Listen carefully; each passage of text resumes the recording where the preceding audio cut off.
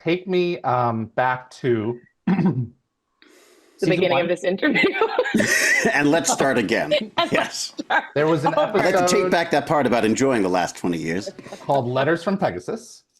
Yes. And there was a line that they're giving letters home because there's a really good chance that they're all about to die.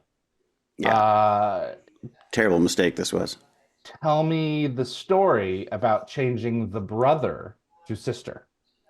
Yeah, I was concerned they were going to hire someone more handsome and famous than me, so I asked them to change it to sister.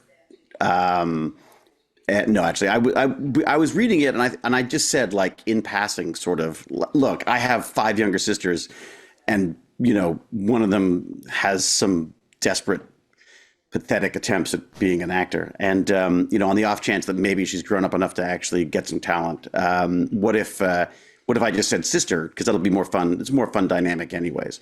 And they're like, yeah, sure, that sounds like a great idea. And then Gero kind of ran with it from there. Gero saw Kate in a play and said, boy, she's got a lot of Hewlettisms.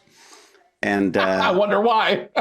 Not quite as good, obviously, as David, but there's work that could be done. So it was just a silly kind of, I know how these things go. I knew that Stargate was going to run for a while, that they might want to explore all options when it came to stories.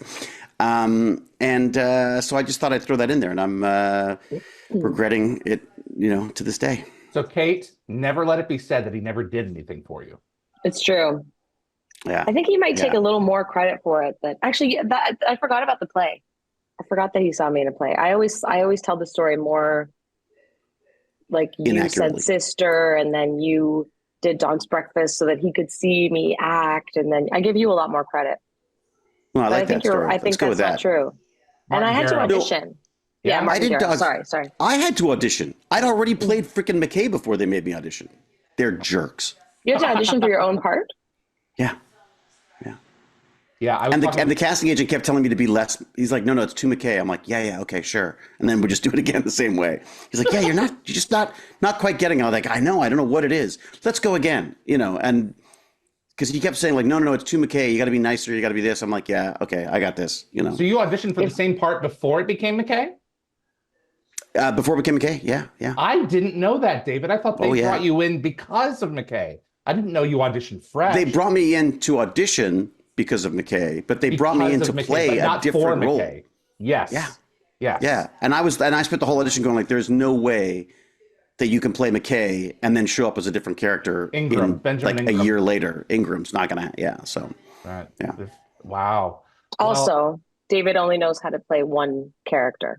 I only have one character and a few looks, only a few looks. Yeah. Although my new looks are great now, because I can't wait. I'm moving into that phase where I'm just going to be dying in beds. I cannot wait for that stage. Just like dying in beds, like a few last words. Kate, come to me. I never loved you. Yeah. I don't know why you're there, but. I remember Martin Gero conversing with me and him talking about Letters from Pegasus, and have David saying, let's change brother to sister. And Martin originally was like, yeah, sure, David. Like, we're going to hire a sister. That's going to happen. And then he saw you in the play and he was like, I think there's something here. And Martin had a lot of stories that he was whittling for years. Like, he was working on Sunday in season 1. He had that idea, so right. it was cool to watch kind of that unfold. And then Kate, you just became a part of the family, I mean, like a cancer. Jesus Christ. Jeez. Oh gosh. And it was sure that metaphor works super well. No, it does. You're just like, Hewlett cells, but really horribly deformed, and But it was great. It was great to have these two for the course of the rest of the season, especially all the way through to like the shrine. I was just showing off my Prague Comic-Con mug. The reason why I couldn't be at the birthday party that she's accusing me of not attending. Oh, I see. Okay. He doesn't like it when you talk. Here, guys. Come on, David. Keep up, David. Come on.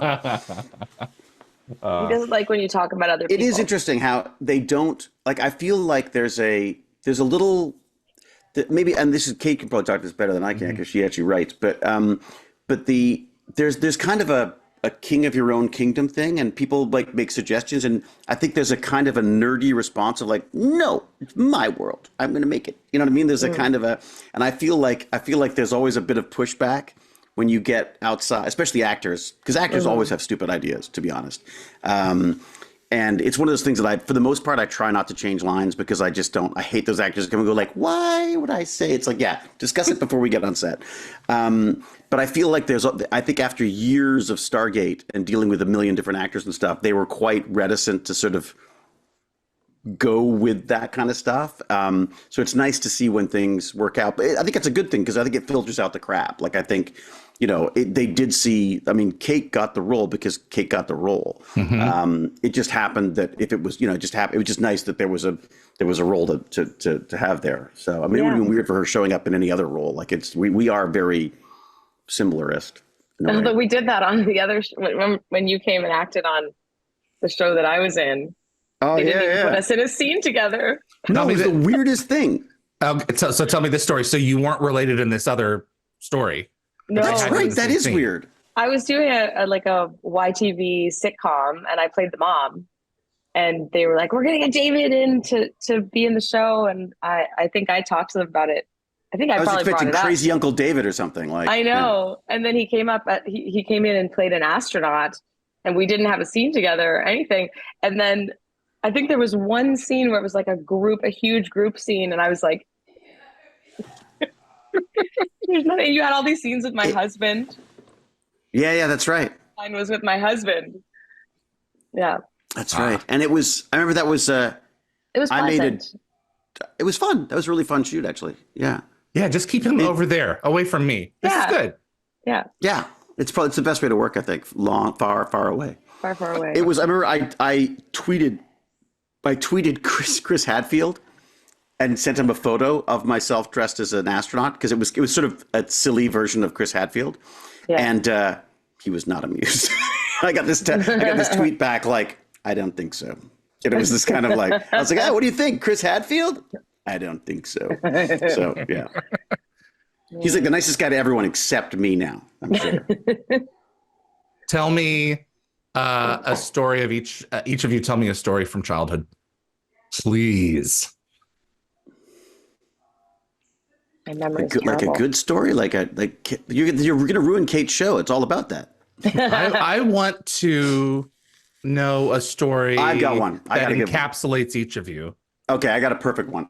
I get this great role on this amazing movie with all these freaking movie stars, and it's got Christopher Plummer in it. It's got all these people, Dabney Coleman, Uma Thurman, who else? Jesus was in it. He was very Jesus was good. in it too. Jesus was amazing. Although I thought he overdid it a bit, I thought. But and Kate and my mom came to visit the set. I don't know this story. Oh, you wait.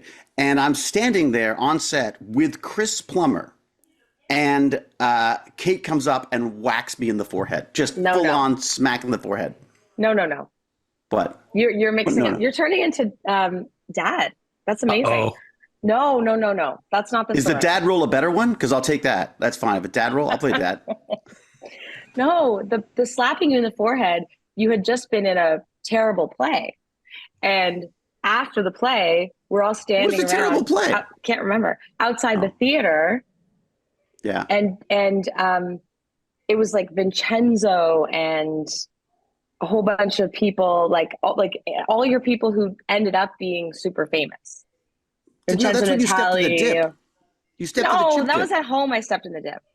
This was outside of there's theater. the story. You're surrounded by everyone. You're surrounded by all your friends. And I came running over and I slapped you in the forehead. Whacked it. And there was everyone was like, perfect like finger shaped mark on my forehead. But of course, that's all we used to slap each other in the forehead all the time. So yeah, it's your Plummer, hello. did I? You did it in front of Christopher Plummer as well. I may have blocked that out. How did Christopher Plummer react? I don't remember, to be honest. Yeah, you know why you don't remember?